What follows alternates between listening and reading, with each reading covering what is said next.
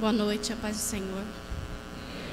Quando o pastor me convocou, que ele não me convidou, né? Ele me convocou para essa missão. Como eu não tinha participado do culto domingo, eu nem sabia qual era a pergunta que tinha ficado, que devido eu estar com as crianças. E na quarta-feira ele me deu esse tema, quem é Jesus para você?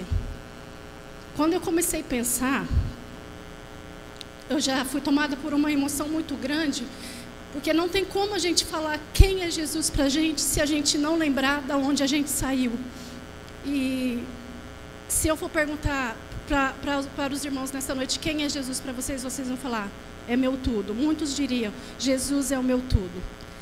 Mas por diversas passagens na minha vida, Jesus foi algo diferente. Então eu vou pedir para os irmãos abrirem em Lucas 15, 11.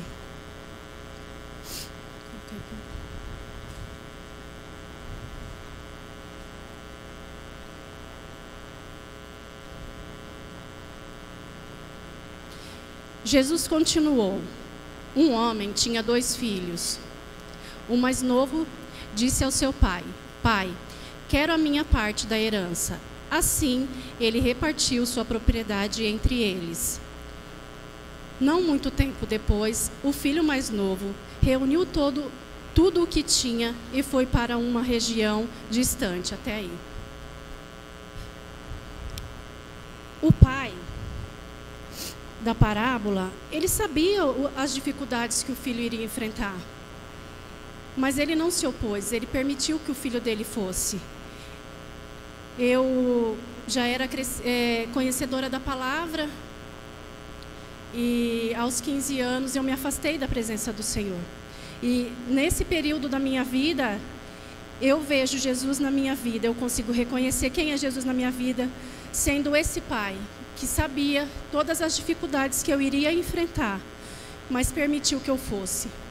Porque ele não é um pai que obriga você a ficar no lugar onde seu coração não está. E foi assim que ele permitiu.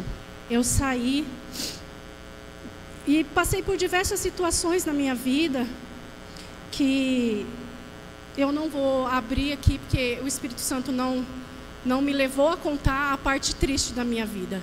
Ele me trouxe aqui para contar o que Jesus tem feito comigo a partir daqui.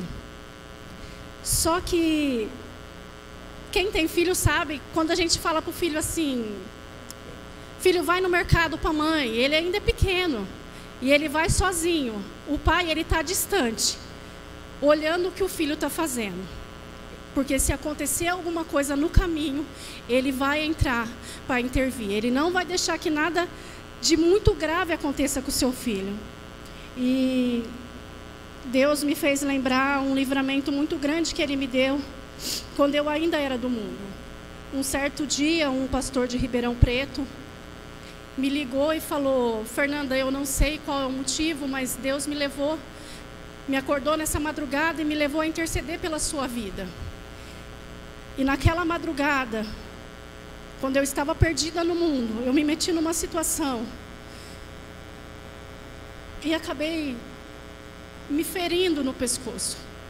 Quando eu cheguei no hospital, os médicos falaram para mim assim, se esse corte tivesse sido 1 centímetro mais para o lado, você já não estaria mais aqui, porque tinha pego a sua veia artéria.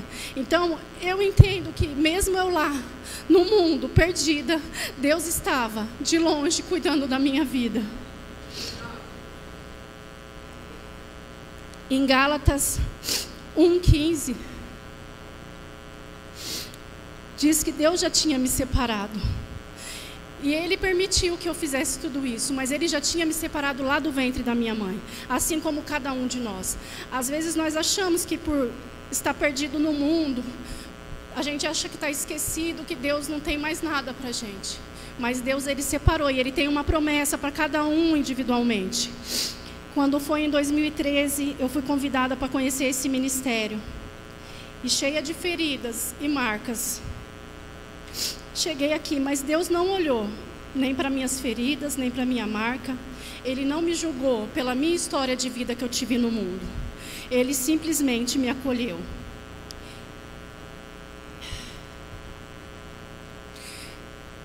E quem quem me conhecia, pelas coisas que eu tinha feito no mundo, não acreditava que Deus ia me dar uma família, um esposo. Nem eu mesma acreditava nisso. Mas os sonhos de Deus não são os mesmos sonhos que os nossos. Os sonhos de Deus, eles vão além. Às vezes eu achava só que eu ia ter um relacionamento sem compromisso, né, com alguém, e ia me perder, ia ficar naquilo. Mas Deus preparou um esposo para mim. E Ele sabia que se fosse alguém daqui, de Pirassununga, uma hora ou outra, iria me julgar pelo meu passado.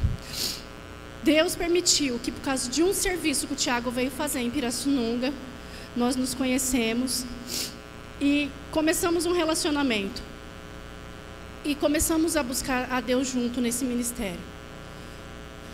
Nos casamos e nos batizamos no mesmo dia, para a honra e glória do Senhor. E Deus daí então começou a mudar a minha história. Ele começou a escrever um novo capítulo, porque tudo que era velho apagou. Deus, Ele conhecia o meu coração. Embora eu tenha uma casca dura, que eu não demonstre para ninguém os meus sentimentos, né? Devido aos traumas que eu passei, Deus, Ele conhece o nosso interior. Então, Deus, os sonhos de Deus eram maiores que o meu, e Ele ainda preparou para mim uma casa. Só que quando Ele prepara algo para você reconhecer que foi Ele que fez, não vai ser fácil. E eu me lembro que quando eu fiz a inscrição da casinha, eu era solteira. E não sei. O tanto de pessoas que estava na minha categoria era menor do que o tanto de casas que tinha. Ou seja, de qualquer forma, sendo sorteado ou não, eu iria ganhar a casa, porque haveria mais casas do que pessoas. Mas para Deus mostrar para mim que foi Ele que me deu aquela casa, quando a gente foi entrar com os papéis da casa, chegou lá, como eu não era casada, precisava do documento do Tiago. E por a documentação do Tiago não constar no cadastro, a moça falou: infelizmente você perdeu a sua casa. Então eu me frustrei, fiquei muito sentida e vim andando de lá do Palácio da Educação até o centro da cidade, a pé, chorando, me questionando. Mas no meu coração veio uma palavra que o pastor André tinha ministrado, eu não me recordo ao certo, mas eu lembro que ele especificou bem assim, que não adianta a gente murmurar quando acontece alguma coisa, porque Deus está observando. Então, na mesma hora que veio essa palavra no meu coração, eu falei: Senhor, está tudo na tua mão. Se o Senhor não quis me dar a casa agora, amém, uma hora vai acontecer. E esqueci, deixei para lá. Depois de um tempo, uma colega minha falou assim: não, vamos recorrer, hoje é o último dia para a gente entrar para recorrer essa casa. E eu já não tinha mais esperança de alcançar a casa. E eu cheguei lá, expliquei para a moça, ela falou assim: se você trouxer a documentação do seu esposo hoje, eu não te garanto que a casa vai ser sua, eu te garanto que a gente vai tentar. Mas aí eu entendi que Deus já estava trabalhando, que era um processo que eu tinha que passar para me reconhecer que Deus realmente estava sendo Deus na minha vida. E poucos dias depois ligaram para a gente falando que a gente tinha conseguido a casa. E hoje eu posso entender que foi Ele que fez. Só que aí a gente se acostuma a entrar nesse lugar, né? A gente, depois de um tempo, não que a gente perde o temor, a gente começa a olhar para os homens que estão sentados ao nosso lado, e aí o fogo do Senhor, a chama, já não é mais a mesma dentro do coração. E foi isso que aconteceu comigo. Eu me tornei uma religiosa aqui dentro. E eu vi o Jesus na minha vida nessa parte como meu socorro. Eu virei aquela que só buscava a Deus quando as situações estavam muito feias. Quando aos meus olhos ou com as minhas mãos eu já não conseguia fazer nada, eu lembrava que eu tinha um Deus. E graças a Deus, né? Uma hora a gente tem que aprender a ouvir e colocar tudo o que a gente aprende sentado aqui em prática. E assim Deus permitiu que eu abrisse novamente o meu coração para Ele, que eu me quebrantasse na presença dEle e que Ele se tornasse o centro de tudo na minha vida novamente. E em Deuteronômio 8:12, põe aí para mim, por favor.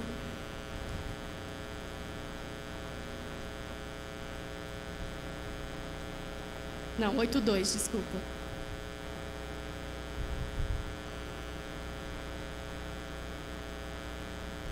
Lembre-se de como o Senhor, o seu Deus, os conduziu por todo o caminho no deserto, durante esses 40 anos, para humilhá-los e para pôr à prova, a fim de conhecer intenções, aqui no meu tá as intenções do seu coração, que eu vou nessa aqui. E aí então, eu achei que estava tudo fácil, que eu já tinha me quebrantado e que qualquer prova que estivesse por vir, eu iria suportar. E aqui está escrito que Deus, Ele coloca a gente à prova para ver o nosso coração. Não muito tempo, Deus fez eu passar pela, eu acho que até hoje, a prova mais dolorida da minha vida. E foi aonde que eu me posicionei.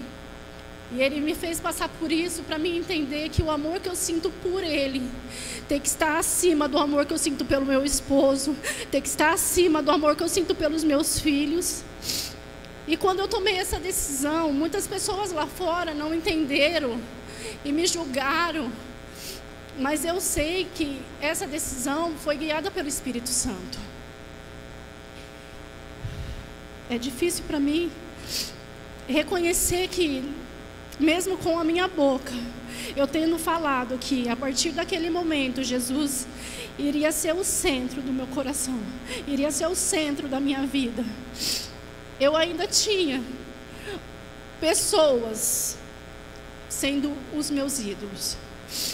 E Deus, Ele precisa arrancar de nós os ídolos do nosso coração. Não tem como Ele ocupar um espaço ou um lugar que já está ocupado por alguma coisa. Às vezes a gente prioriza a casa, né? O marido, os filhos, e esquece de dar o lugar de honra dentro de nós para Deus.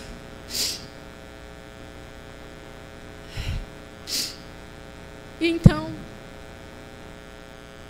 Deus, agora depois que eu tinha provado para Ele que realmente o amor que eu sentia por Ele era maior do que tudo na minha vida, Ele virou aquele pai que, quando o filho está fazendo a lição, aquele pai paciente, que explica.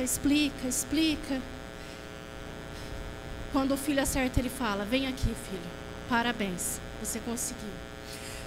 E eu achava, né, que só de me sentir bem na presença do Senhor já estava valendo o parabéns dele. Mas Ele me mostrou que Ele é um Deus de milagre.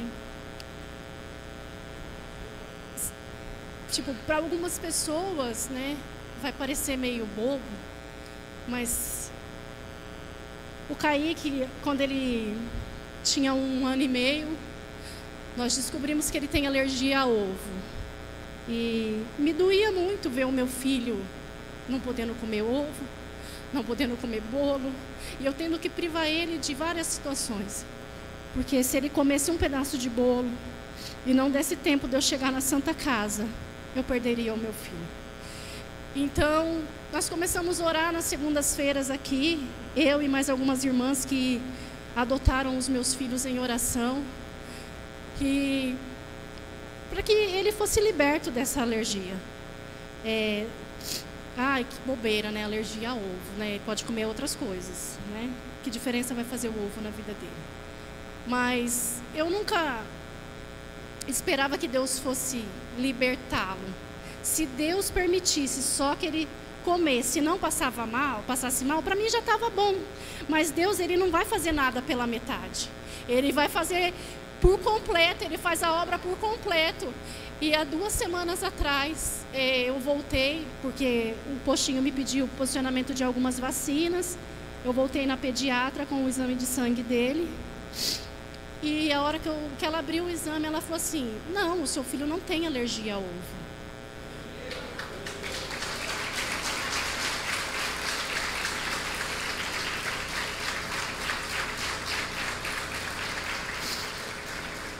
Na mesma hora, o Kaique já olhou para mim, dando risada, e eu já comecei a chorar e glorificar a Deus, porque eu entendi que quando Ele é o centro da minha vida, quando eu confio a Ele todas as minhas preocupações, Ele cuida dos meus. E se eu fosse falar quem é Jesus hoje para mim, eu diria que Jesus, Ele é o meu Pai, Ele é o meu amigo, Ele é o provedor, e Ele é o meu alicerce. Que Jesus possa ser o centro da nossa vida a partir de hoje.